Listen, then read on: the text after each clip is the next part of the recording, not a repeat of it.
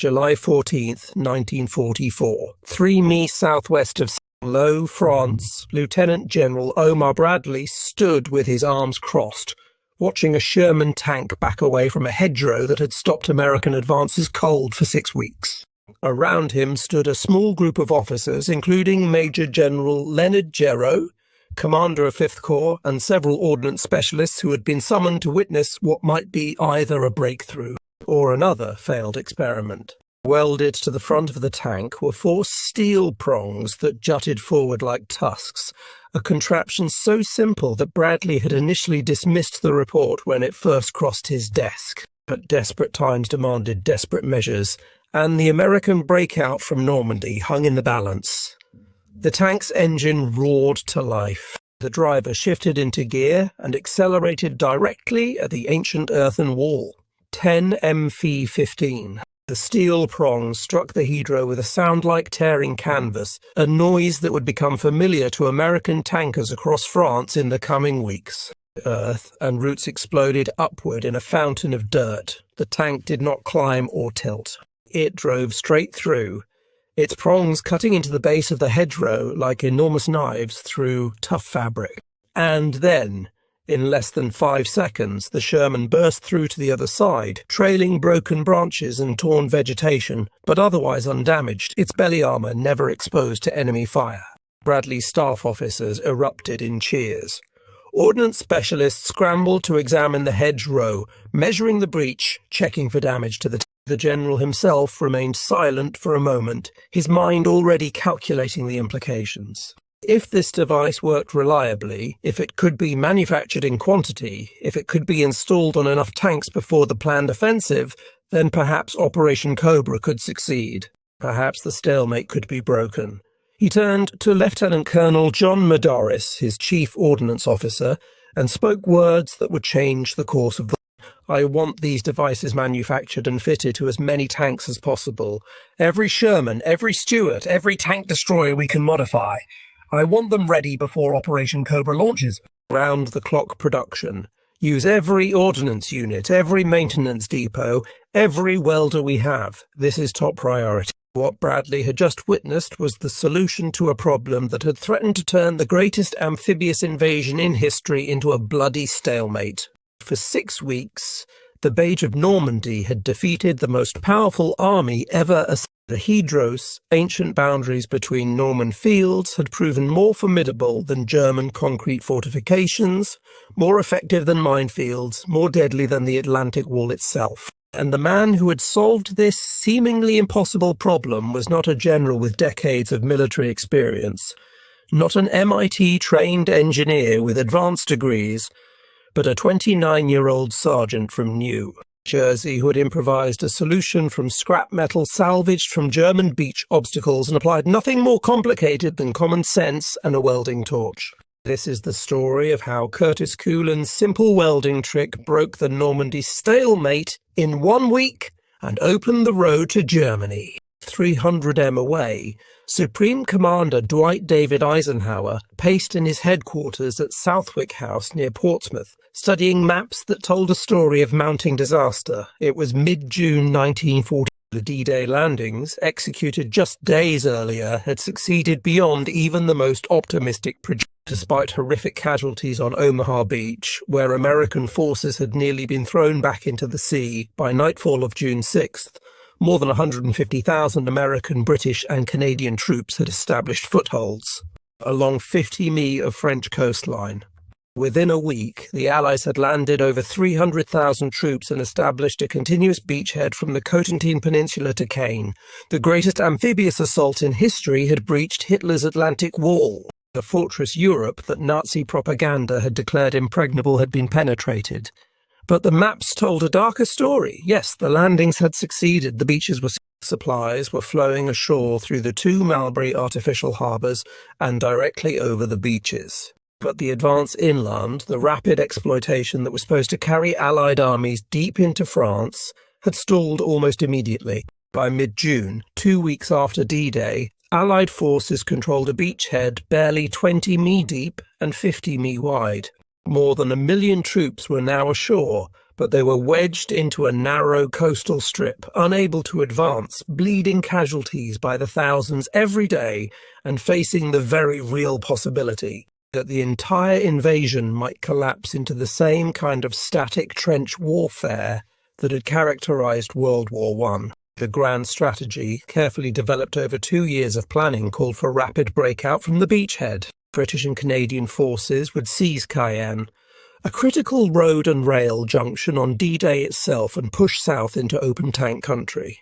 American forces would cut across the Sentin Peninsula, capture the port of Cherbourg within 9 days, then wheel south toward. Within 2 weeks, the Allied penetration was supposed to extend 15 mi inland along a continuous front. Mobile warfare, rapid exploitation, armoured thrusts deep into German rear areas. This was the vision that had guided planning. Instead, the Allies were bogged down in brutal close-quarter combat, advancing by yards rather than miles, losing thousands of men for tiny gains in territory. And the reason had a name: the Bocage, the Hedge of Normandy. June 7th, 1944. 24 hours after the successful landing on Omaha Beach, soldiers of the 1st Infantry Division, the Big Red One, pushed inland from the coast. They were exhausted from the beach assault, having suffered nearly 2,000 casualties in the landing, but they were alive, and they had broken through the Atlantic Wall. They expected to encounter retreating German forces, perhaps some hastily prepared defensive positions in the villages and towns. What they found instead was a landscape that seemed designed by nature itself to favour defenders and destroy attackers, a green maze that would prove more deadly than the German fortifications they had. Private James Henderson of the 26th Infantry Regiment wrote in his diary that first day, a passage that would be discovered decades later in the National Archives. "We thought we were through the worst after the beach. We had beaten the Atlantic Wall. We had survived the worst that Hitler could throw at us. Then we came to these hedges, these damned Norman hedges. God help us. God help us all." The hedge were not hedges in any sense that American soldiers understood. They were not like the decorative shrub borders that Americans knew from suburban yards back home. They were not agricultural fencing that could be cut or pushed aside. They were ancient fortifications built up over centuries by Norman farmers who had shaped this landscape since the Middle Ages. The process had begun 1,000 years earlier when farmers cleared their fields of stones and rocks, piling them along property boundaries to mark ownership and create barriers for livestock. Generation after generation had added to these walls, more stones, more earth. Seeds from plants growing on top would fall and take root. Trees would sprout. Over centuries, the walls grew into earthen banks 3 to 12 ft high and 1 to 10 ft thick at the base. The soil composing these banks was packed hard as concrete, compacted by centuries of settling and reinforced by the root systems of the vegetation growing on top. On these earthen ramparts grew oak trees, hawthorn bushes, brambles, wild roses, and thorns that intertwined into barriers that rose 15 ft above the earth. The roots penetrated deep into the banks, some extending 10 or 15 ft down through the packed earth, creating a reinforced structure that was stronger than most man-made fortifications. These root systems were so dense, so thoroughly intertwined after centuries of growth, that the hedge could not be dug through without power tools, and could not be blown apart without massive explosive charges that would reveal American positions to every German within miles. These hedgerows surrounded irregular fields that varied wildly in size, but averaged 200 to 400 ED across. Some fields were nearly square, others were long and narrow, some were triangular. The pattern was completely irregular, the product of 1,000 years of inheritance law, land division, and agricultural practice. Aerial photographs taken by reconnaissance aircraft in the weeks before D-Day had revealed the true scope of the problem, though intelligence officers had failed to appreciate its tactical significance. One photograph of the American sector covering just 8 square miles near St. Lo showed nearly 4,000 separate hedge-enclosed fields. Each field was a potential fortress. Each hedger formed a defensive wall, and there were thousands of them stretching across the entire American sector from the coast to the base of the Cotentin Peninsula and south towards Slough. For German defenders, every hedgerow was a ready-made defensive position superior to anything military engineers could construct. Machine gun teams could dig firing positions into the earthen banks, creating small apertures just large enough for the gun barrel that overlooked the open fields. These positions were invisible from more than a few yards away, protected from artillery by the earthen bank itself, immune to everything except a direct hit by a large caliber shell. The vegetation on top provided perfect concealment from aerial observation.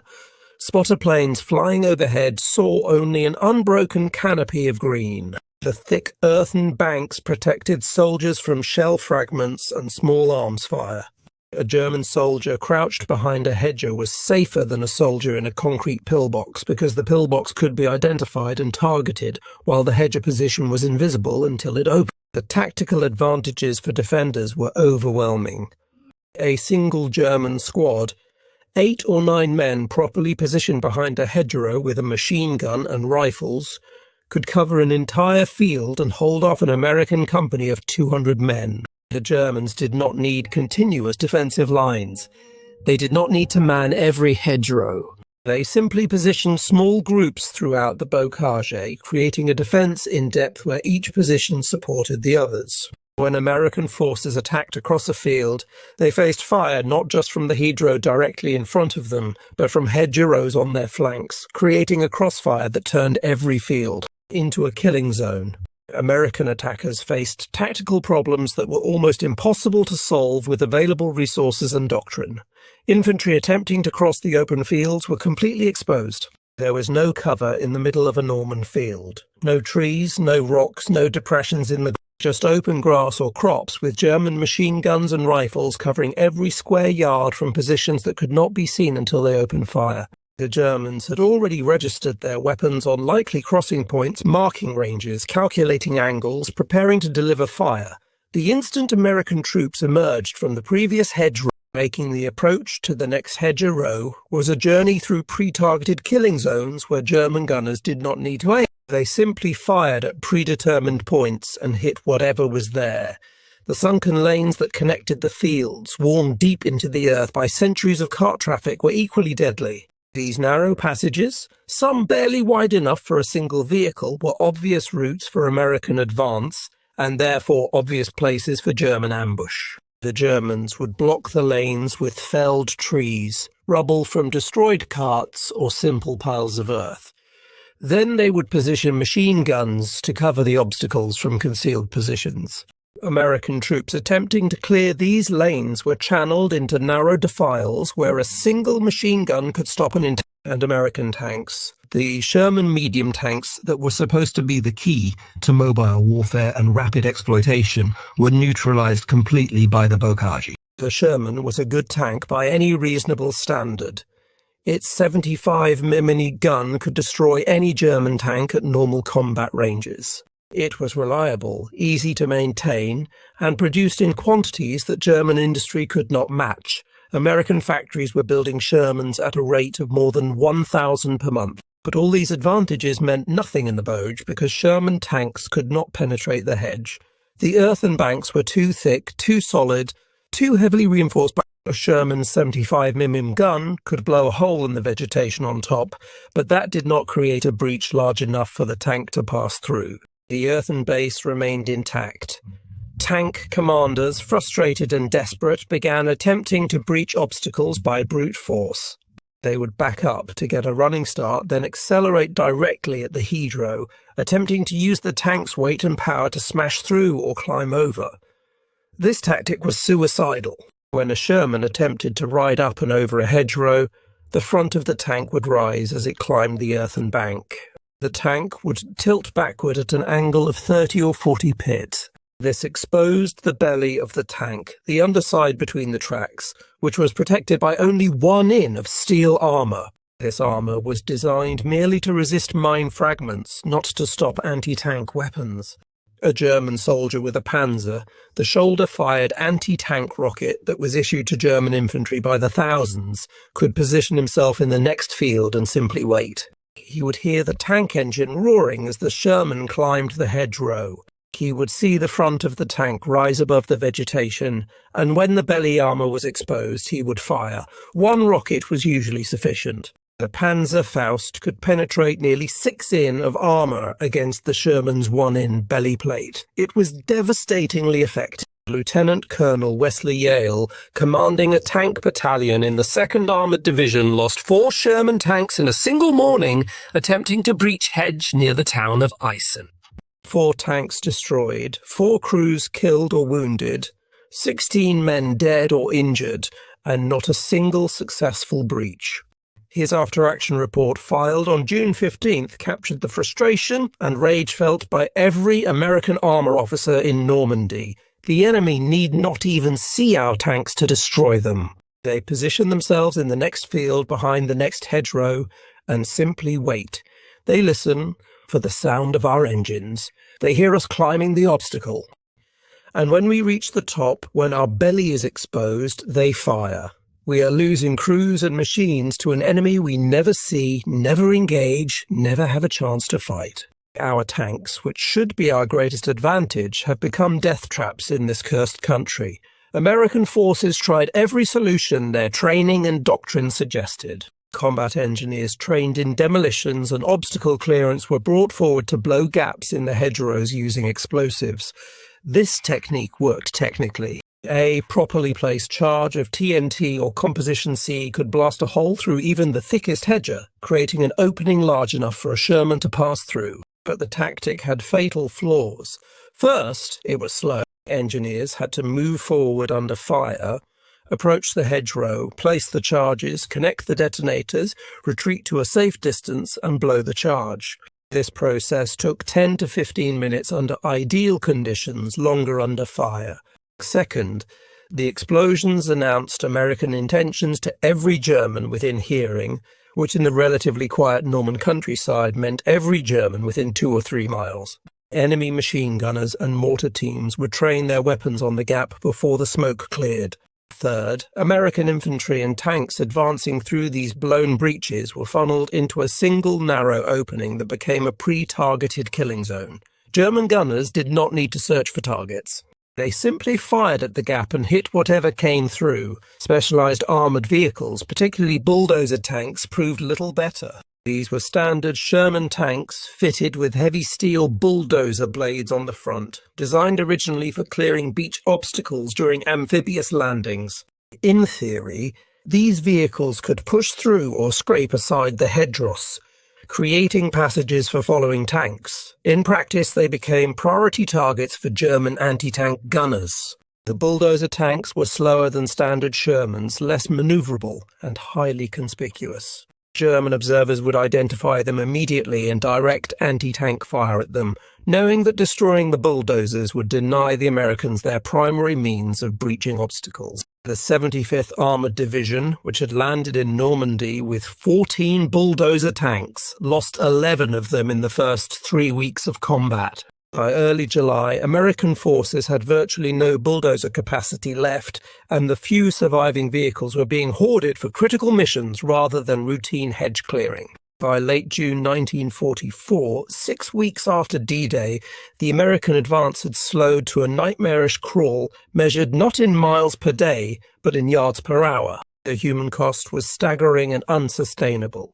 Official U.S. Army histories document that 8th Corps advancing through the Bauge toward Lehigh, Dewitz and Ley suffered over 10,000 casualties while advancing approximately 7 mi. Some secondary sources have cited figures of 1,000 killed per kilometre for portions of this, though these specific numbers are difficult to verify from official records. What is certain is that American infantry was dying at rates that rivaled or exceeded the worst battles of World War I.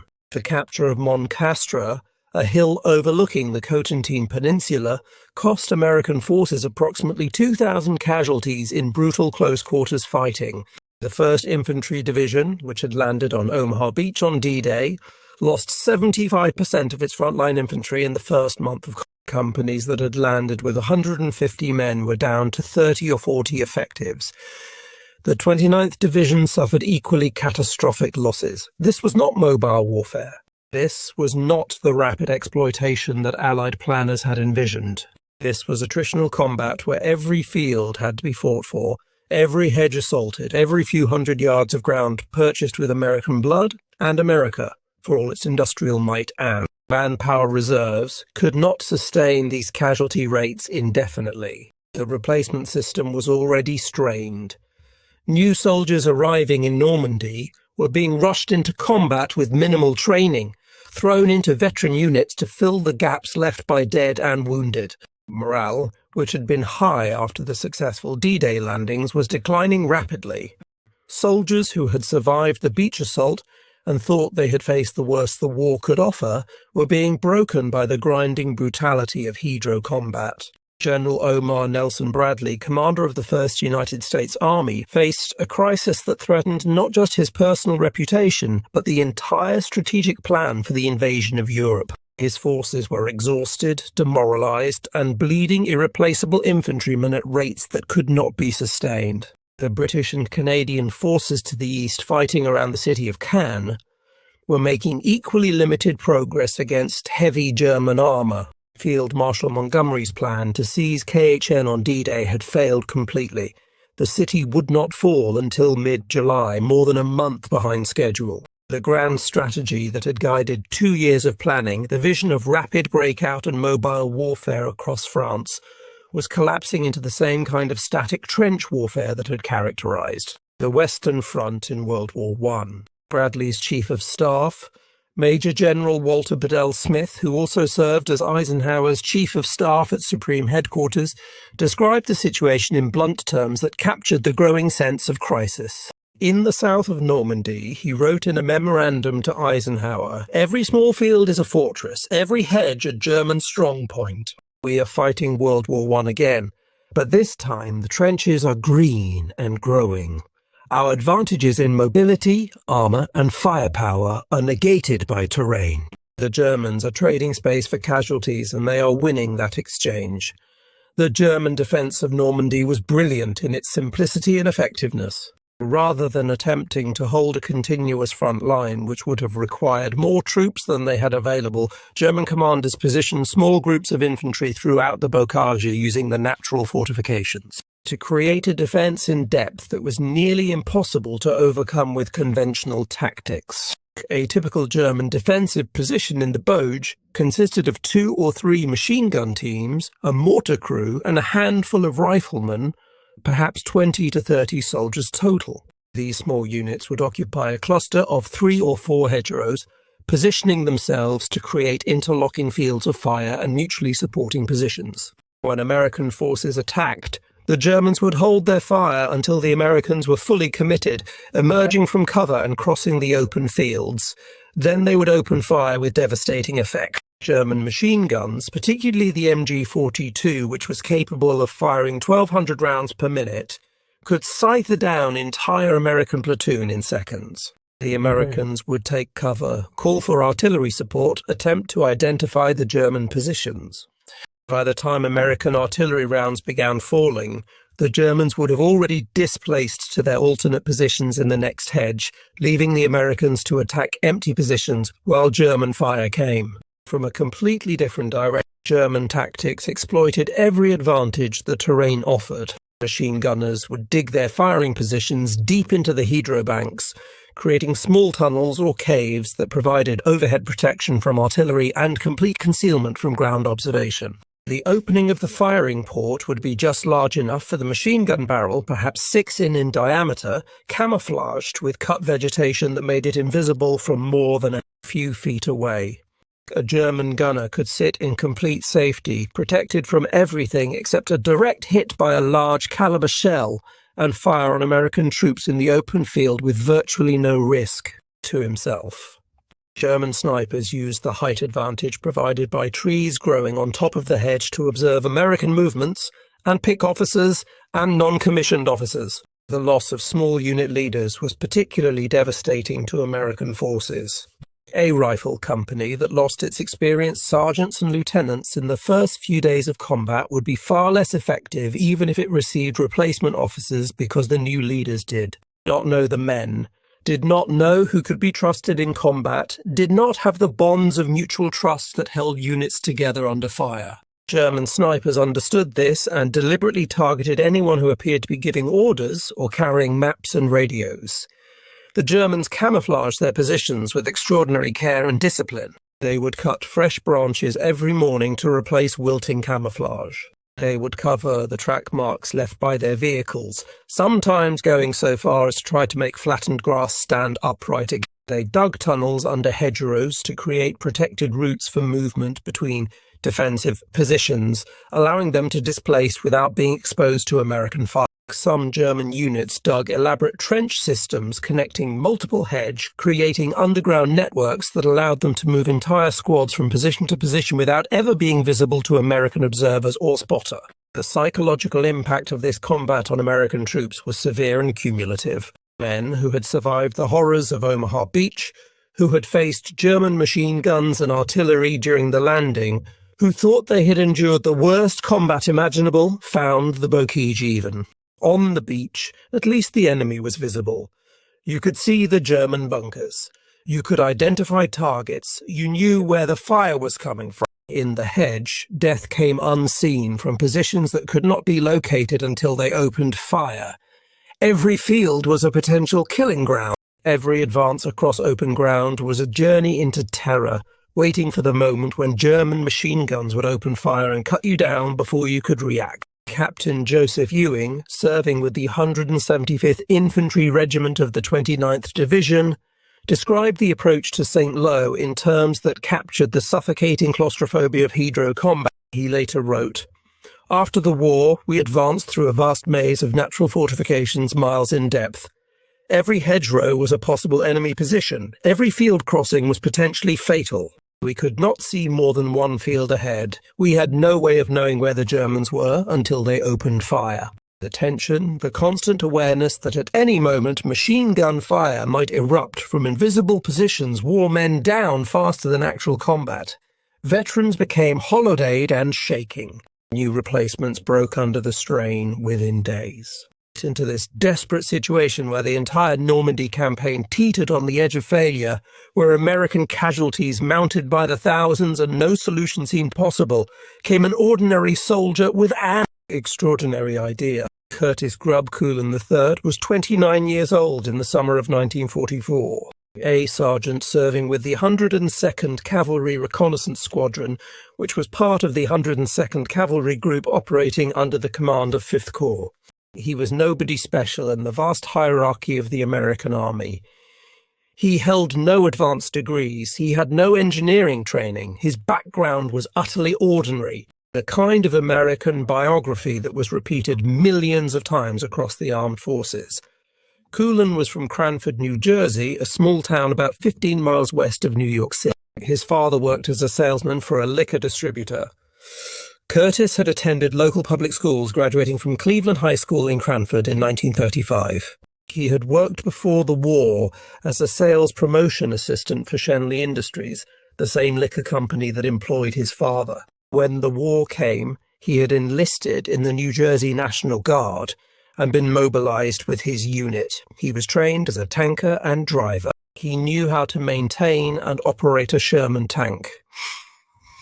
He knew how to fight in armoured combat, but he had no special technical expertise that would suggest he was about to solve a problem that had baffled the best minds in the American military establishment. What Curtis Culin had was something that could not be taught in any school or acquired through formal training. He had practical American ingenuity, the kind of problem-solving ability that came from growing up during the Great Depression when money was scarce and you learned to fix things yourself, to make do with whatever materials were available, to improvise solutions rather than waiting for someone else to solve your problems. This was a particularly American trait born of a culture that valued individual initiative and practical results over formal credentials and theoretical knowledge. It was the same spirit that had driven American inventors and innovators for generations. From Benjamin Franklin experimenting with electricity to the Wright brothers building an airplane in a bicycle shop. In early July 1944, during a brief respite from combat operations,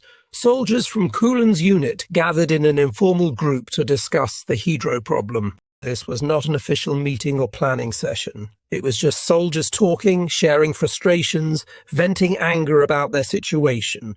Tank crews, infantry and officers all contributed to the conversation. They talked about friends who had been killed or wounded.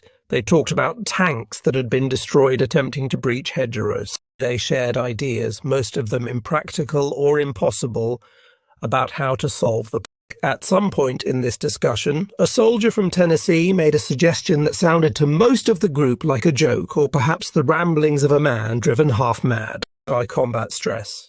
Military historian Max Hastings, in his book Overlord D-Day and the Battle for Normandy, published in 1984, identifies this soldier only as a Tennessee hillbilly named Roberts. Hastings provides no first name, no rank, no unit designation, no documentation. Despite extensive research by military historians in the decades since, no primary source has ever been found that verifies this man's identity or even confirms his existence. The account rests entirely on Hastings' single mention, possibly based on oral history or anecdotal information that cannot be verified. Nevertheless, according to Hastings, this soldier said something like, "Why don't we get some saw teeth and put them on the front of the tank and cut through these hedges?" Quote, "Most of the soldiers listening laughed or dismissed the idea immediately. It sounded ridiculous. Saw teeth on a tank like some kind of cartoon monster." But Curtis Culin, sitting quietly in the group, did not laugh. He heard something in the suggestion that others missed. He recognized that beneath the crude phrasing was a mechanically sound principle. If tanks could not climb over hedge without exposing their vulnerable undersides, and if they could not punch through the solid earth banks by brute force, then perhaps they could cut through. Use the tank's own weight and power to drive steel blades through the base of the hedge, severing roots and penetrating earth like a plough cutting through tough soil. Again began thinking about the problem systematically. He envisioned a set of steel prongs or tusks projecting forward from the tank's hull. These prongs would need to be angled slightly downward so that when the tank drove into a hedgerow, they would bite into the earthen bank at ground level rather than riding up the face of the obstacle. As the tank continued forward with full engine power, the prongs would cut through the roots and earth while the tank's weight kept it level and prevented the dangerous upward tilt that exposed. The severed vegetation and earth would be pushed up and over the tank, but the tank itself would drive straight through the breach at ground level. The concept was simple, elegant, and achievable with available technology, but it required the right materials. The prongs needed to be strong enough to penetrate centuries of packed earth and dense root systems. They needed to be heavy enough to hold their position under stress, but not so heavy that they overloaded the tank suspension or reduced its mobility. They needed to be made from high-quality steel that would not bend or break under the enormous forces involved in cutting through a hedgerow. Where could such materials be found in Normandy in July 1944? The answer was literally lying on the beaches where the invasion had taken place 6 weeks earlier. Before D-Day, German engineers had installed thousands upon thousands of obstacles along the Normandy coast, creating a barrier system designed to destroy Allied landing craft before they could reach shore. Among the most common obstacles were devices called Czech hedgehogs, named for their resemblance to the anti-tank obstacles the Czech army had developed before the war. Each hedgehog was constructed from 3 steel I-beams, industrial-grade structural steel about 6 ft long, welded together at angles to form a 6-pointed obstacle that looked somewhat like a giant jack from. These hedgehogs were supposed to rip open the hulls of landing craft or provide anchor points for mines. In the event, the invasion had bypassed or destroyed most of them. Thousands of Czech hedgehogs now lay scattered along the invasion beaches, having failed to stop the Allied assault. They had been pushed aside by the landing forces, blown up by combat engineers, or simply bypassed. The steel beams, still intact and of excellent quality, were being collected in salvage yards behind the beaches, waiting to be shipped back to England for recycling. Here was exactly what Culin needed. High-quality structural steel already cut to convenient lengths available in unlimited quantities. All he needed was permission to experiment and access to welding equipment. Getting approval from his immediate superiors proved surprisingly easy. Officers at every level of the American army in Normandy were desperate for any solution to the hedgerow problem.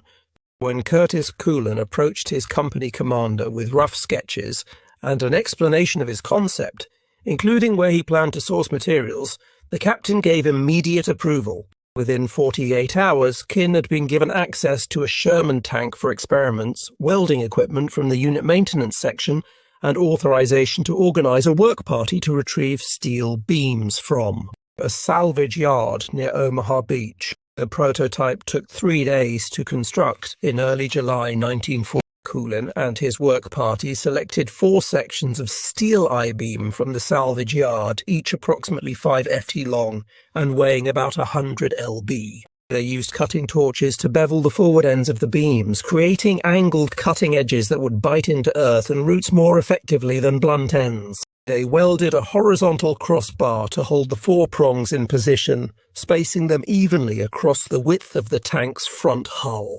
Then they welded the entire assembly, prongs and crossbar, together to the lower front armor plate of the Sherman, positioning it so the prongs projected forward and angled slightly downward. The result was crude but functional.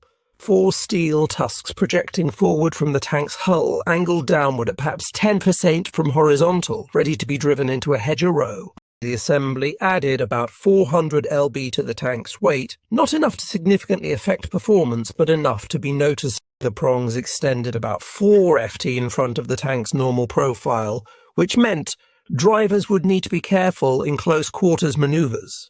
But if the device worked, these minor inconveniences would be more than justified. The first test was conducted on July 11, 1944, in a field near the town of Isigny-sur-Mer, several miles inland from Omaha Beach. A small group of perhaps 20 soldiers gathered to watch, mostly tankers and officers from Culin's unit. Most of them expected another failure. They had seen too many proposed solutions to the hedgerow problem, all of which had failed in one way or another. A tank with steel prongs welded to the front seemed unlikely to succeed where explosives and bulldozers had failed. But they were willing to watch, if only to be able to say they had been there when yet another crazy idea fell apart. The test hedgerow was selected carefully. It needed to be representative of typical Norman bocage, not an unusually small or weak example that might give false results. The hedgerow they chose was about 4 ft high at the earthen base, topped with 15 ft of mature vegetation, including oak trees with trunks 4 or 5 in diameter. This was an average hedgerow, the kind American tankers encountered dozens of times every day. If Culin's device could breach this obstacle, it could breach most of the hedgerows in Normandy. The Sherman tank backed up to give itself room to build speed. The driver, a corporal from Pennsylvania whose name has not been preserved in historical records, was understandably nervous. If the device failed, if the tank bellied up on the hedgerow, as so many tanks had before, he and his crew might be the next casualties of the Boge. But he trusted Sergeant Culin, who had explained the theory carefully and seemed confident it would work. The driver shifted into gear, advanced the throttle, and aimed directly at the hedger, 5 mph 810. The tank hit the hedger with the prongs leading. There was a sound like heavy canvas tearing, a deep ripping noise as steel cut through earth and roots. The prongs bit into the earthen bank and penetrated deep. For a moment, it seemed the tank might stall, might be stopped by the resistance of the obstacle. Then the engine roar increased. The driver gave it full throttle. The tank's treads gripped the ground and pushed forward. Earth fountained up and over the tank's hull, blown upward by the force of the breach. Branches snapped. Tree trunks splintered. Vegetation showered down on the turret and rear deck. And then, less than 5 seconds after impact, the Sherman burst through to the other side of the hedge, trailing broken branches and torn roots, but otherwise completely undamaged. The tank had not climbed the obstacle. It had cut through at ground level, exactly as Culin had predicted. The watching soldiers erupted in cheers and shouts. Some of them were crying, not from sadness, but from relief and hope. For 6 weeks they had watched friends die in futile attempts to breach these obstacles. For 6 weeks they had felt helpless against terrain that seemed unconquerable. Now suddenly, impossibly, a simple device made from scrap metal had solved the problem. The tankers surrounded Culin, shaking his hand, pounding his back, thanking him with a fervour that embarrassed the modest sergeant. Officers who had witnessed the test were already calculating implications. If this worked once, it could work again. If one tank could be modified, all tanks could be modified. If the device was as simple and quick to manufacture as it appeared, then perhaps the entire American armor force could be equipped before the planned offensive.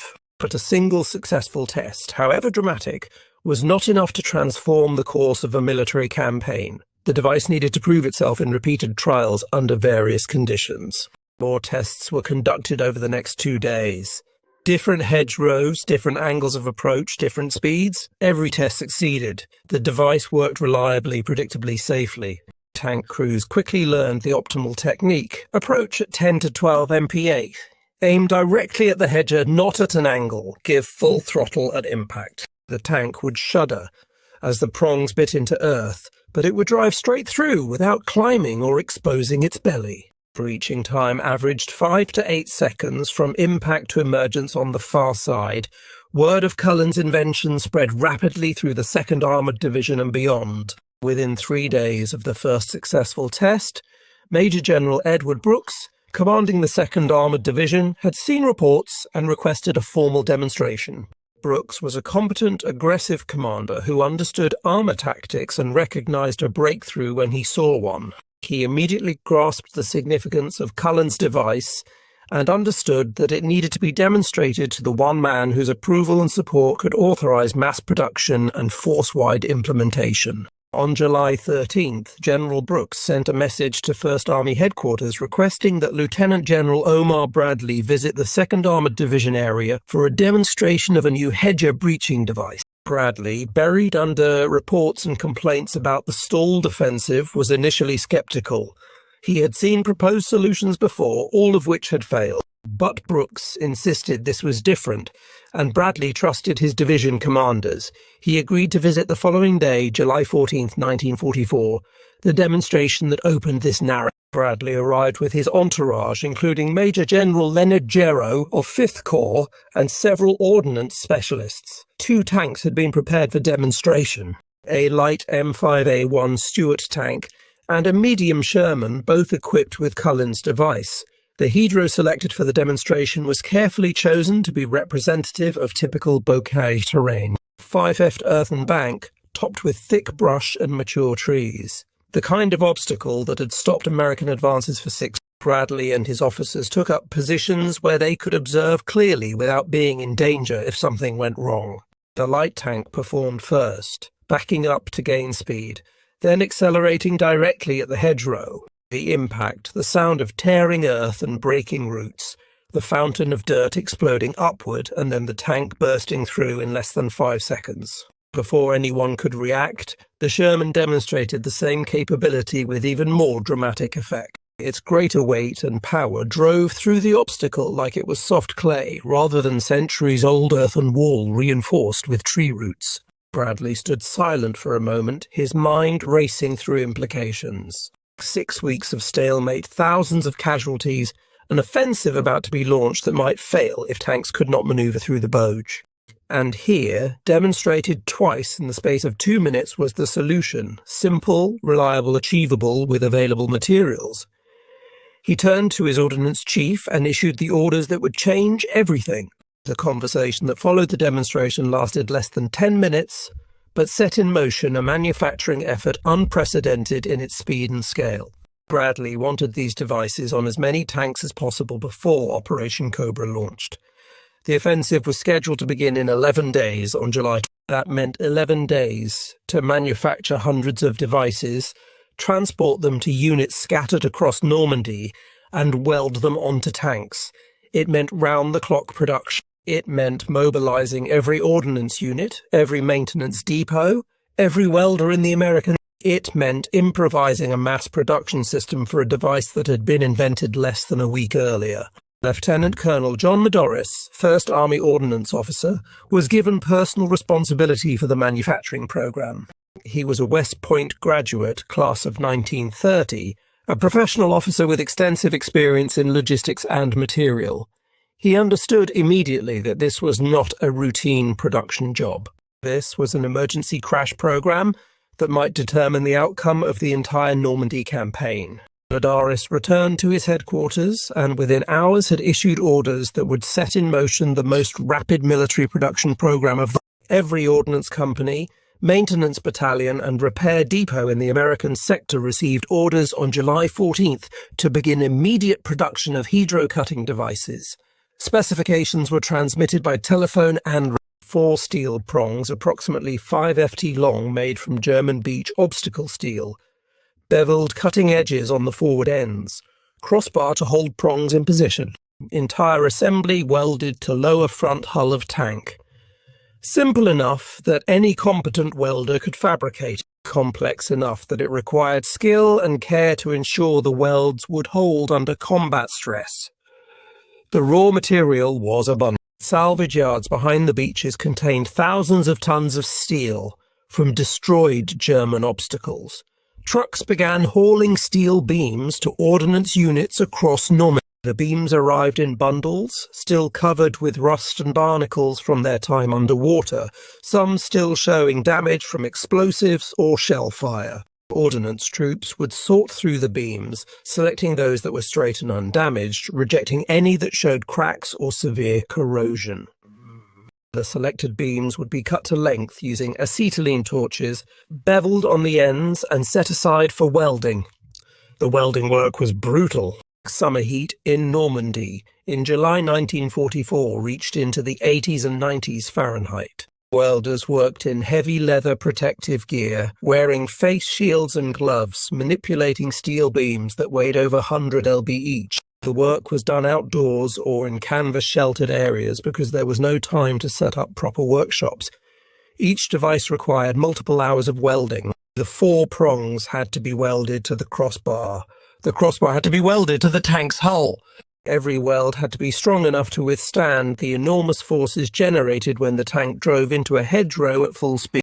A weak weld could fail at the moment of impact, potentially causing the tank to belly up on the obstacle. Exactly as unmodified tanks did, the ordnance units worked in shifts 24 hours a day. Welders worked 6-hour shifts, then rested while other crews took over. Acetylene tanks and welding rods had to be trucked in constantly to keep the work going. When one ordnance company ran low on materials, trucks would be dispatched to transfer supplies from units that had excess. The entire system operated with the kind of flexible improvisation that characterized American military logistics at its best. There were no detailed plans, no carefully calculated production schedules. There was only the urgent need to produce as many devices as possible before Operation Cobra launched. Tank crews from combat units would drive their vehicles to the nearest ordnance facility, wait while the device was fabricated and installed, then drive back to their units. Some crews waited 6 or 8 hours. Others waited overnight, but they waited because they knew the device might save their lives. Tankers who had lost friends to panzer fire when tanks bellied up on hedge understood that Kin's device could prevent those deaths. They were willing to wait as long as necessary to get their tanks modified. The modified tanks began appearing in combat units in mid-July. At first, there were just a handful per battalion.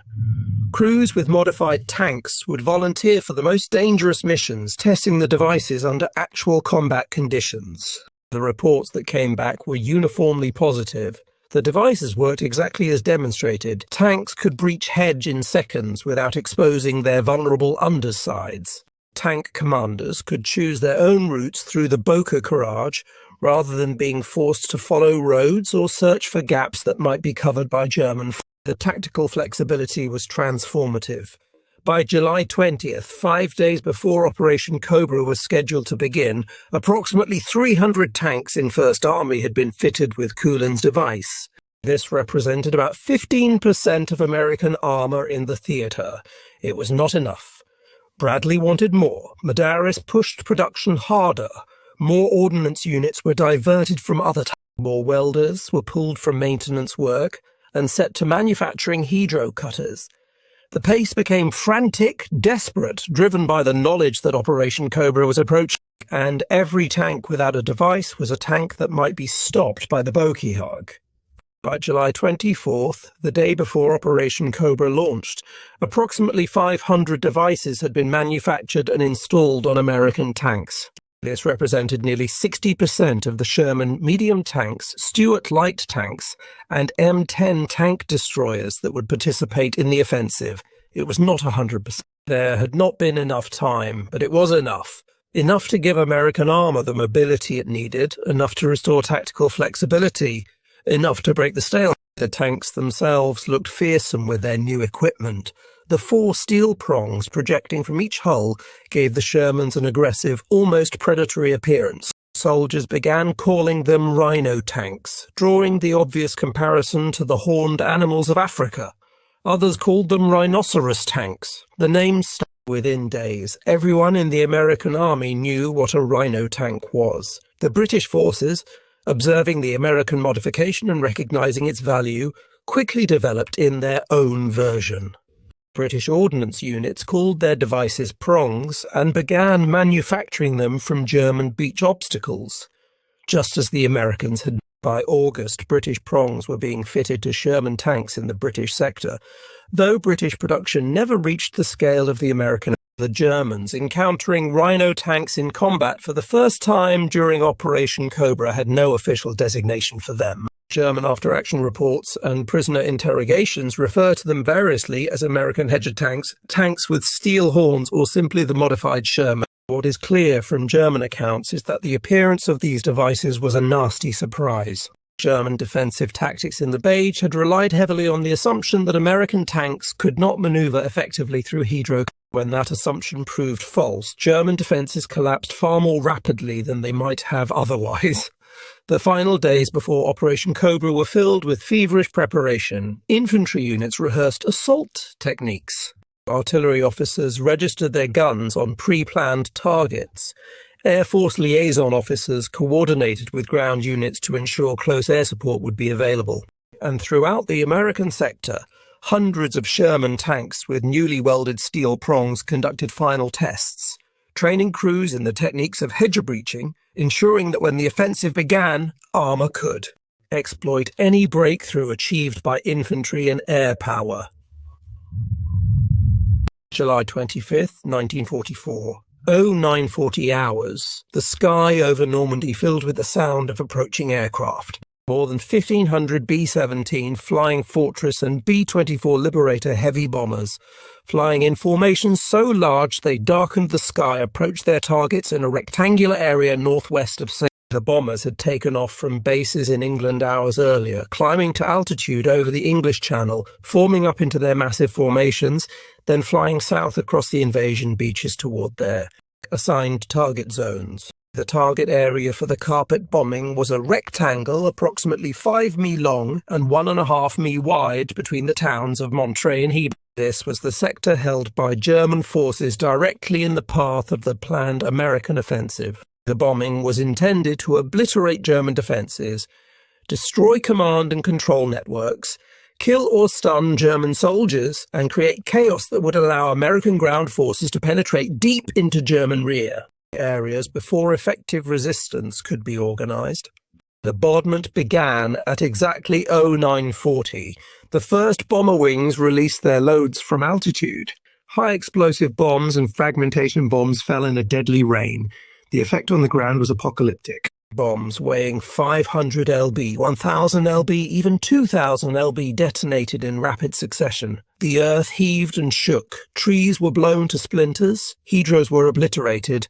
Buildings collapsed. German soldiers caught in the open or in inadequate shelters were killed instantly by blast or shredded by flying fragments. Those who survived the initial explosions were left stunned, deafened, unable to think or function. The bombing continued for nearly 1 hour. Wave after wave of heavy bombers passed over the target area, each plane releasing its bombs, then turning for the flight back to England.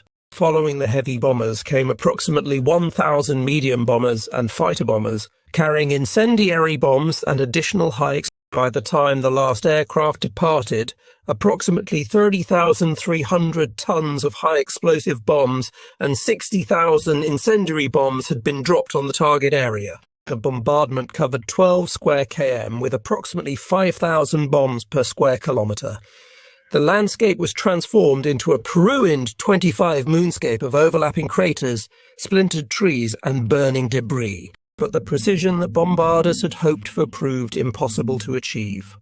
The target area was close to American front lines, separated in some places by only a few hundred yards. Thick clouds obscured visibility. Bomb aiming was done by dead reckoning and radar. Both imprecise methods under the best circumstances. Some bombs fell short of the target zone, landing instead on American positions. The results were tragic. 111 American soldiers were killed and nearly 500 wounded by bombs from their own aircraft. Among the dead was Lieutenant General Leslie James McNair, who had been observing the bombardment from a forward position with troops of the 30th Infantry Division. McNair was the highest-ranking American officer killed in combat in the European theatre during World War II.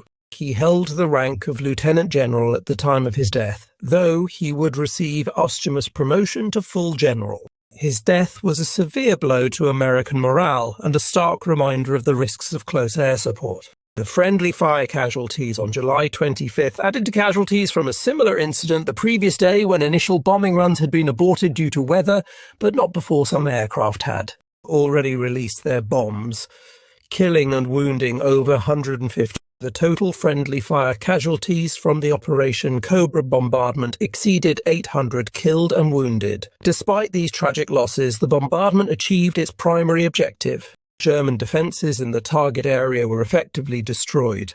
The Panzerlehr Division, one of the elite German armoured formations defending the sector, was reduced to a remnant of its former strength. Its commander, General Fritz Bayerlein, later described the scene in terms that captured the sheer overwhelming violence of the bombardment.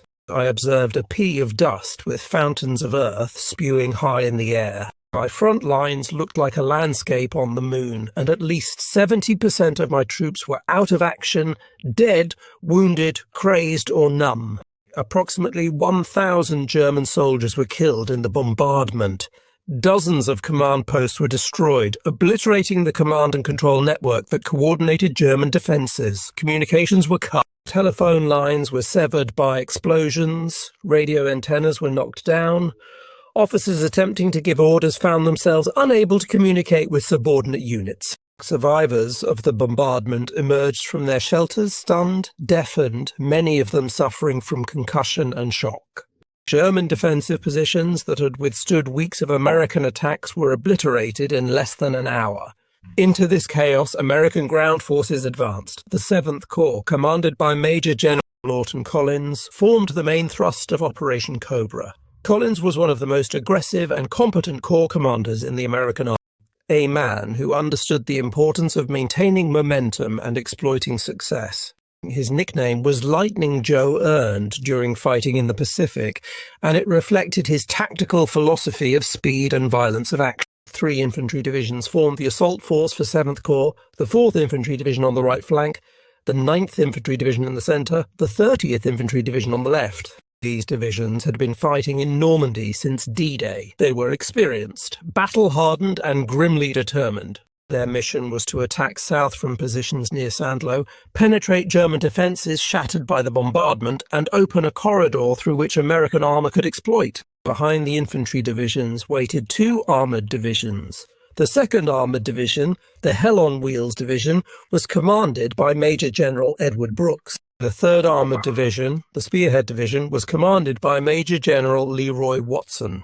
These divisions contained the bulk of American armour that would participate in Operation Cobra, and a substantial portion of their Sherman tanks, approximately 60%, were now equipped with Curtis Culin's hedgerow-cutting devices. The infantry assault began in the early afternoon of July 25th, several hours after the bombing ended. American troops advanced through the devastated landscape, moving cautiously at first, expecting German resistance to materialize at any moment. But the resistance was disorganized and weak. German soldiers who had survived the bombardment were in no condition to mount effective defense. Many were still stunned, sitting in bomb craters, unable to comprehend what had happened. Others attempted to resist, but found their weapons buried under rubble or their ammunition expended. Command and control had broken down completely. German officers attempting to organize defense found themselves unable to communicate with higher headquarters or coordinate with adjacent units. The initial advance on July 25th penetrated approximately 1 mile beyond the start line. This was slower than hoped. Evidence that even the massive bombardment had not completely eliminated German resistance. Hedgerows, even when damaged by bombing, still provided some defensive value. American infantry still had to clear German positions field by field in brutal close-quarters combat. But the resistance was not the organized, coordinated defense that had stopped previous American attacks. This was the fighting of scattered survivors, individual acts of courage or desperation rather than systematic defense in depth. Major General Culin, monitoring the advance from his forward command post, recognized something that others might have missed. The German resistance, though still deadly, was not coherent. There was no defensive plan being executed, no coordinated counterattacks, no unsystematic attempt to establish new defensive positions. The German command structure had been destroyed by the bombardment. Units were fighting in isolation, without support, without direction. The German front line was not bending under American pressure. It was late in the afternoon of July 25th. Culin made the bold decision that would transform Operation Cobra from a limited offensive into a breakthrough that changed the entire Normandy campaign. He ordered his 2 armoured divisions to begin their exploitation immediately ahead of the original schedule. The plan had called for infantry to open a wide corridor before armour advance. But Culin saw that waiting might allow the Germans time to recover, to establish new defensive positions. To bring up reinforcements, he decided to commit his armour while the Germans were still reeling, gambling that American tanks could exploit the chaos before German defences could solidify. The armoured exploitation began at dawn on July 20. Combat Command A of the 2nd Armoured Division, led by Brigadier General Maurice Rose, drove south from the St. Lo area with orders to advance as far and as fast as possible. Rose was an aggressive commander who understood armoured warfare and knew how to exploit success. His column consisted of Sherman tanks, tank destroyers, armoured infantry in half-tracks and self-propelled artillery. And crucially, the majority of his tanks were equipped with Culin's hedgerow-cutting devices. For the first time since D-Day, American armour operated with true mobility and freedom of manoeuvre in the Norman Boke Barrage. The Rhino Tanks crashed through hedge after hedgerow, choosing their own routes, avoiding German strong points, exploiting gaps in the disintegrated German defence. Tank commanders no longer needed to follow roads where German anti-tank guns might be positioned. They no longer needed to search for gaps in hedge that might be covered by German fire. They simply drove cross-country, breaching obstacles at will, maintaining momentum, preventing Germans from establishing new defensive positions. The psychological impact on German forces was catastrophic. For 6 weeks, German defenders had relied on the Böge as their primary defensive advantage. They had used the hedge to channel American attacks into predetermined killing zones. They had positioned anti-tank weapons to cover the few routes through which American armour could advance. Now, suddenly, impossibly, American tanks were appearing from unexpected directions, breaking through hedgerows that Germans had assumed were impossible barriers. The entire German defensive system, carefully constructed over weeks of combat, was rendered obsolete in a single day. German attempts at counterattack proved futile. Small groups of German infantry attempting to block American advances found themselves bypassed and isolated as American tanks drove through hedge on either side of their positions. German anti-tank guns, carefully positioned to cover roads and known passages, found their fields of fire blocked by hedgerows, while American tanks emerged from directions the Germans had not anticipated. German officers attempting to coordinate defense found themselves unable to predict where American armor would appear next. By midday on July 26th, lead elements of the 2nd Armoured Division had advanced 6 mi beyond the start line, 6 miles in half a day. This was farther than the entire First Army had managed to advance in the previous 2 weeks of grinding attritional combat. The contrast was stark and dramatic. The town of Morini, a significant road junction 6 km south of the start line, fell to the 1st Infantry Division supported by the 3rd Armoured Division. German prisoners, many of them reinforcements who had just arrived from training battalions in Germany, surrendered in such numbers that American units simply directed them to walk to the rear without guards. There were not enough military police to process them all. A senior non-commissioned officer in a German medical unit, identified in captured documents only by his last name, Culin, wrote in his diary on the evening of July 26th. Today we understood that everything is lost. The Americans have broken through. Their tanks are everywhere. They come from directions we thought impossible. Our defensive positions that held for weeks are suddenly... The men are talking among themselves in ways that would have been unthinkable a week ago. They speak of survival, not victory. They speak of escape, not defense. Morale has collapsed overnight. July 27th, the American advance accelerated. The 30th Infantry Division, which had suffered the worst of the friendly fire casualties on July 25th, reported in words that would become famous, "This thing has busted wide open." The 3rd Armoured Division reached the area around Coutances, a critical road junction approximately 15 mi behind what had been the German front line just 2 days earlier. German forces attempting to withdraw south to avoid encirclement found their routes blocked by American armour that had already penetrated deep into their rear areas. Entire German units were cut off, surrounded, destroyed or forced to surrender. The breakthrough, achieved by July 28th, exceeded even Bradley's optimistic projections. American forces had penetrated more than 20 mi beyond the start line in just 3 days. The German 7th Army, which had fought the Americans to a standstill for 6 weeks in the Bogeyhard, was in full retreat, its units scattered and disorganized, its command structure shattered, its to conduct coordinated defense destroyed. The Bocage, the nightmare terrain that had seemed to make sustained offensive operations impossible, was now behind American lines. Ahead lay the relatively open country of central France, where American mobility and firepower advantages could be employed without restriction. Post-battle analysis conducted by American intelligence officers in the weeks following Operation Cobra revealed the decisive role of the Rhino tanks. Staff officers examined after-action reports, interviewed unit commanders, and compiled statistics on how hedgerows had been breached during the offensive. The conclusion was clear and dramatic. Approximately 70% of successful hedgerow breaches during Operation Cobra were accomplished by tanks equipped with Culins. The remaining 30% required engineer support with explosives, bulldozers, or manual labour, all of which were significantly slower and more vulnerable to German defensive fire.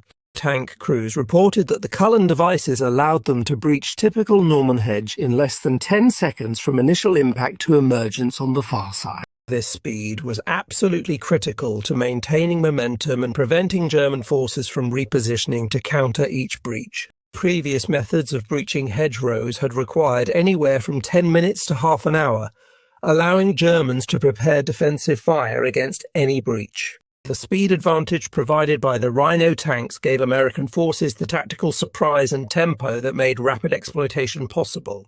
American tanks equipped with Culin devices also suffered significantly fewer casualties than unmodified tanks operating in the same terrain. Ordnance officers analysing loss rates found that Rhino tanks experienced approximately 40% fewer tank kills than standard tanks in Bocage terrain.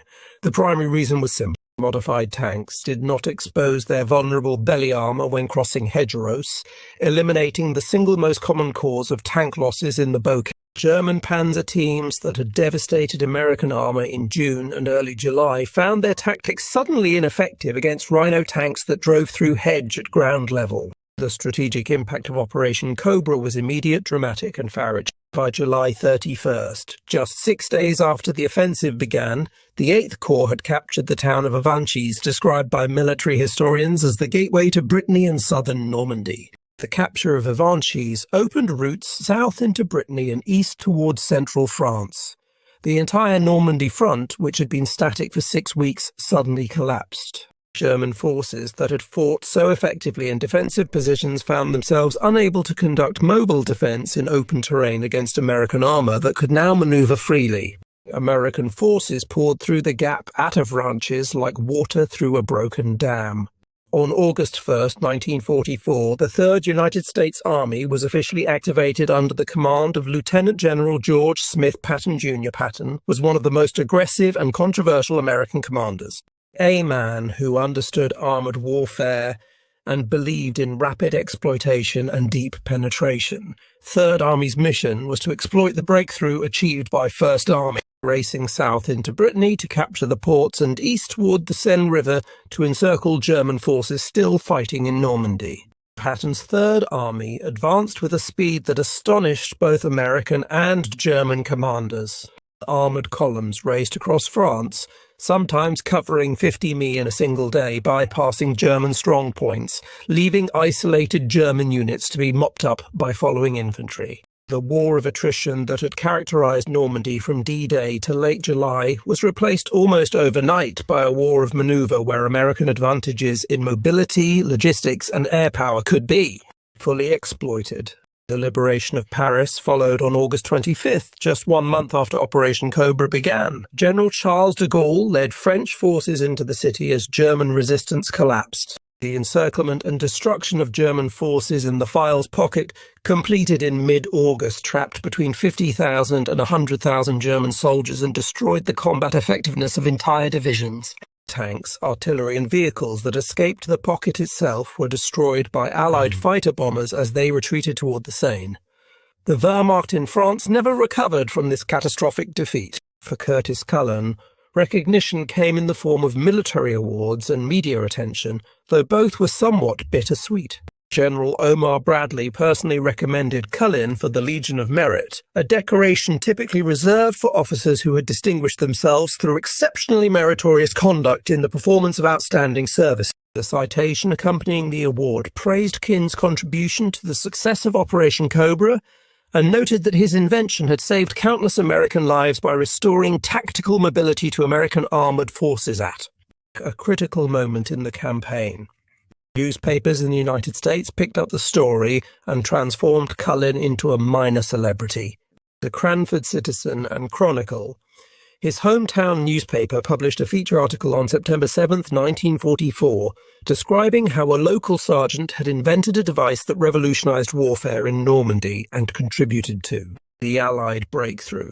The article included interviews with Culin's parents, who still lived in Cranford, and descriptions of his pre-war life as an ordinary young man working in the liquor industry. The story fit perfectly into the American narrative of citizen soldiers using practical ingenuity to overcome obstacles that defeated trained experts. But Curtis Culin himself, demonstrating the modesty that characterized him throughout his life, refused to take full credit for the invention. In interviews with his commanders and later with journalists, he repeatedly attempted to give credit to the Tennessee soldier whose offhand suggestion had sparked the initial idea. Culin insisted that this man, whoever he was, deserved recognition for the concept, even though Culin had been the one to develop the actual working device, build the prototype, test it, and demonstrate. This attempt at sharing credit, though honourable, was largely forgotten in the publicity surrounding the invention and Cullin's rising fame. The Tennessee soldier, identified by historian Max Hastings only as Roberts from Tennessee, vanished from the historical record. Despite extensive research by military historians in the decades since, no primary source documentation has ever been found that verifies this man's identity, rank, or unit. The entire account rests on Hastings's single mention in his book, possibly based on oral history or anecdotal information that cannot be independently confirmed. The man may have existed with a different name, or the account may be a conflation of multiple conversations, or Hastings may have been working from imperfect memory or second-hand sources. The mystery remains unsolved. 4 months after his moment of triumph at the July 14th demonstration, Curtis Cullin's war ended in Germany's Hergen Forest. November 1944, the 102nd Cavalry Group, along with numerous other American units, fought in the Heran Forest, a heavily wooded area along the German-Belgian border southeast of Aachen. The Battle of Herken Forest was one of the longest and most brutal battles fought by American forces in Europe. A grinding attritional struggle in terrain that resembled the Vosges in its difficulty, but with the added horrors of winter weather and fanatical German resistance on their own side. During combat operations on November 2nd, 1944, Sergeant Curtis Culin was moving through the forest when he stepped on a German anti-personnel mine. The explosion shattered his left leg. He fell, and in falling detonated a second mine that severely wounded his right thigh. He was evacuated under fire by his comrades, transported to a field hospital, then evacuated through the medical chain to rear area facilities in Belgium and eventually England. Surgeons saved his life but could not save his leg. The shattered limb was amputated.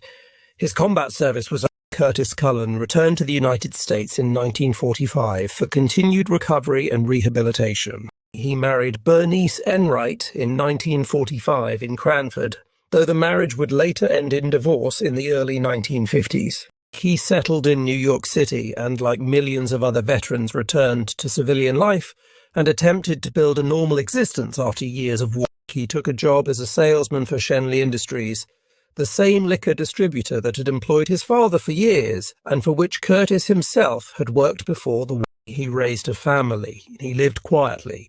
He rarely spoke about his wartime experiences or his contribution to the Allied victory in France. On January 10, 1961, just 10 days before leaving office, outgoing President Dwight David Eisenhower delivered remarks upon receiving the Hoover Medal Award from the American Society of Mechanical Engineers at the Statler Hilton Hotel in Washington District of Columbia. In that speech delivered before an audience of engineers and business leaders, Eisenhower chose to tell Curtis Culin's story as an example of American innovation and the critical importance of creating organizational systems that allow good ideas to rise from any level, regardless of rank or form. Eisenhower, who had been Supreme Commander of Allied forces in Europe and had overseen the Normandy invasion from the highest strategic level, said there was a little sergeant, his name was Kin, and he had an idea. And his idea was that we could fasten knives, great big steel knives, in front of these tanks. And as they came along, they would cut off these banks right at ground. They would go through on the level keel, would carry with themselves a little bit of camouflage for a while. And this idea was brought to the captain, to the major, to the colonel, and it got high enough that somebody did something about it, and that was General Bradley, and he did. Eisenhower continued, emphasizing the broader lesson. The biggest and happiest group, I suppose, in all the Allied armies that night were those that knew that this thing worked. It saved thousands of lives.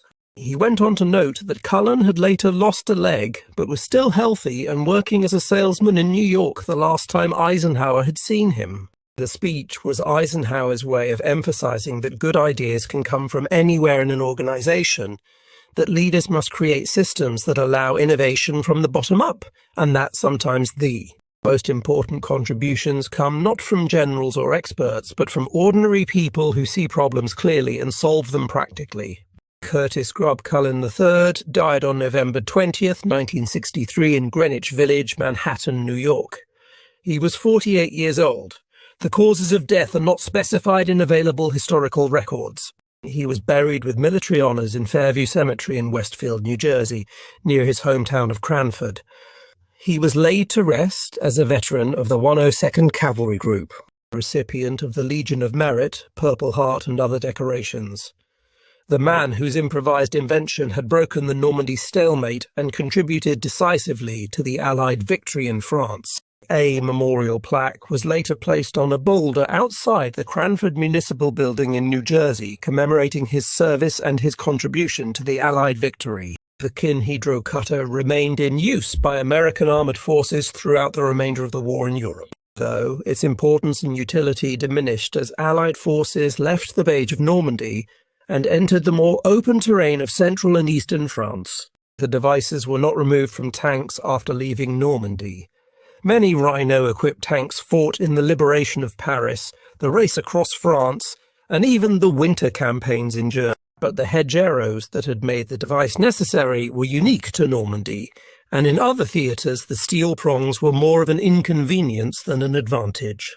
The British forces in Normandy, observing the American Rhino tanks and recognising their value, quickly developed their own version of the hedro-cutting device. British ordnance units called their version prongs and began manufacturing them in mid-July from German beach obstacles using exactly the same source material that the Americans had discovered. By August 1944, British factories had manufactured 600 Mark I prongs which were shipped to Normandy and fitted to Sherman 5 tanks in British and Canadian units. Production continued through the autumn with 1,000 M2 prongs and 500 Mark III prongs manufactured for use on various tank types, including Sherman's M10 tank destroyers and Cromwell tanks. Even some Churchill tanks, which were not generally considered to need hedro cutters due to their different hull design, were fitted with prongs.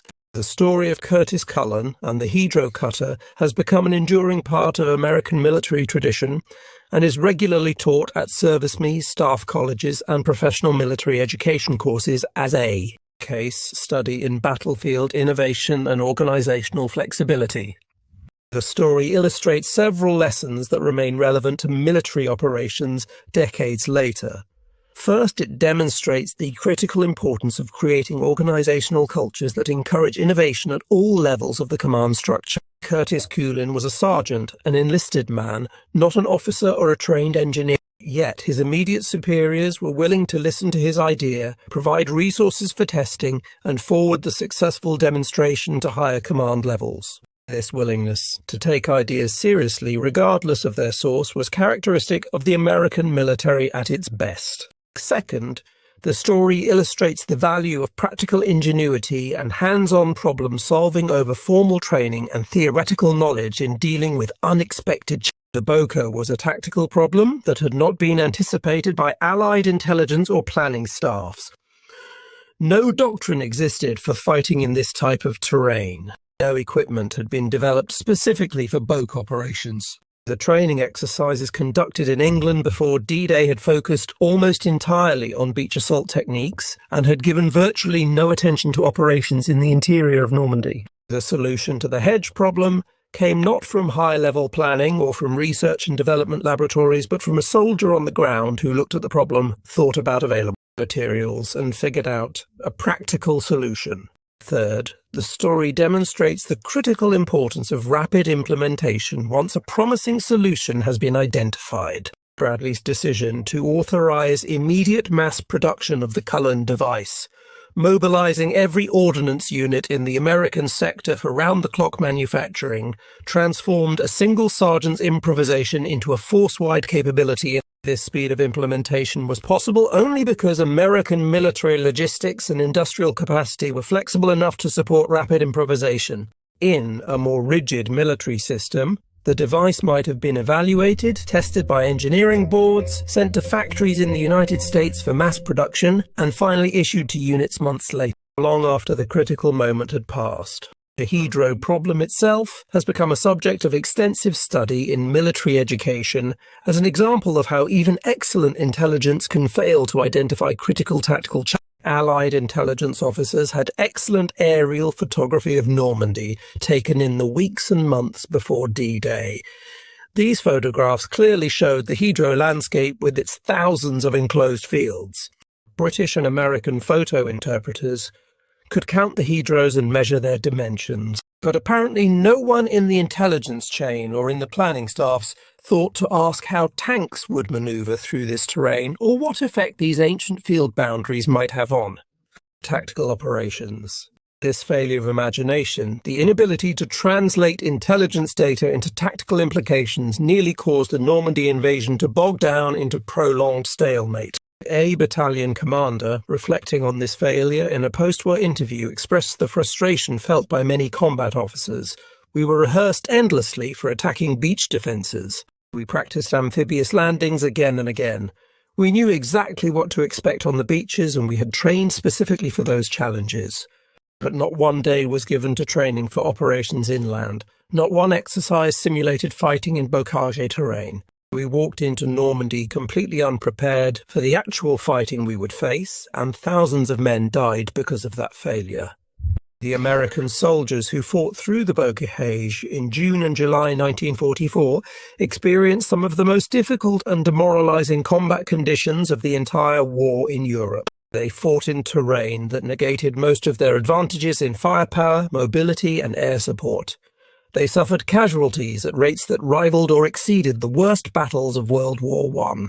They watched friends and comrades die in attacks that seemed futile, assaulting positions that seemed impossible to overcome. They endured weeks of grinding attritional combat with no clear end in sight, no breakthrough, no victory, just endless fields and hedge and German machine guns. Yet they persevered through courage, through discipline, through adaptation, and ultimately through innovation. They learned new tactics, they adapted to conditions their training had not prepared them for. And when one of their own invented a solution to the central tactical problem they faced, they embraced it eagerly and used it to break the stalemate that had defeated them for 6. The breakout from Normandy in late July and August 1944 transformed the entire war in Western Europe. From late July through the end of 1944, Allied forces advanced from the Norman coast all the way to the German border, liberating France, Belgium, Luxembourg, and parts of the Netherlands. German forces, which had fought the Allies to a standstill in the Beige, never recovered from the catastrophic defeats at Files and during the subsequent retreat across France. The Wehrmacht's combat power in the West was effectively destroyed. Entire divisions ceased to exist. Equipment that had taken years to produce was abandoned or destroyed. The road to Germany lay open. The final collapse of Nazi Germany in May 1945 was the result of relentless pressure from multiple directions. Soviet forces advancing from the east, having driven the Germans back from Stalingrad and Moscow all the way to Berlin. Allied strategic bombers, destroying German industry from the air, crippling the Nazi war economy, and Anglo-American armies driving into Germany from the west, having crossed the Rhine and penetrated deep into the German. But the Western Allied advance, which contributed decisively to Germany's final defeat, began with the breakout from Normandy. And that breakout began when a sergeant from New Jersey figured out how to cut through a hedge using scrap steel and common sense. The story of Curtis Culin is ultimately a story about what happens when ordinary people confront extraordinary challenges and refuse to accept that problems are unsolvable. It is about organizational cultures that value results over credentials and are willing to listen to ideas from any source. It is about the practical American tradition of hands-on problem-solving, the belief that any problem can be solved if you think about it clearly enough and are willing to improvise with available materials. It is about the decisive impact that individual initiative can have on the course of history when that initiative is supported by leaders who recognize good ideas and act on them quickly.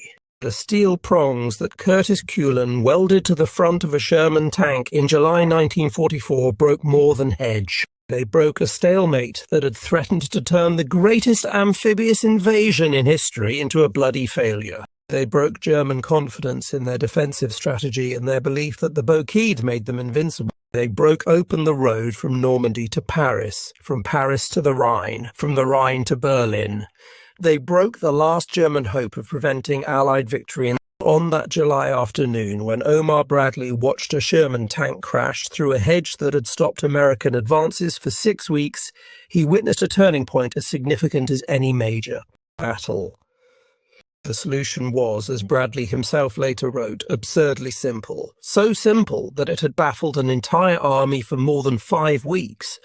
But simplicity does not diminish importance. Often the best solutions are simple.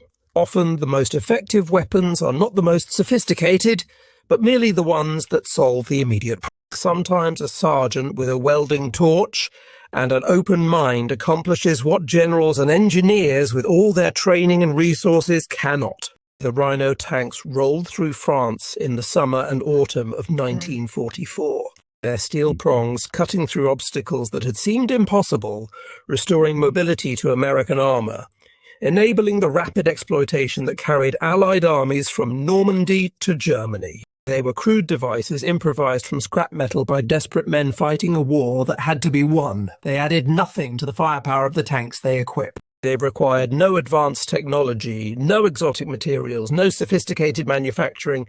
They were simply steel prongs welded to the front of tanks, but they worked.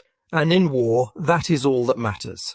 In war, the weapon that solves the problem is the best weapon, regardless of how simple or sophisticated it might be. Curtis Culin never sought glory or fame for his invention.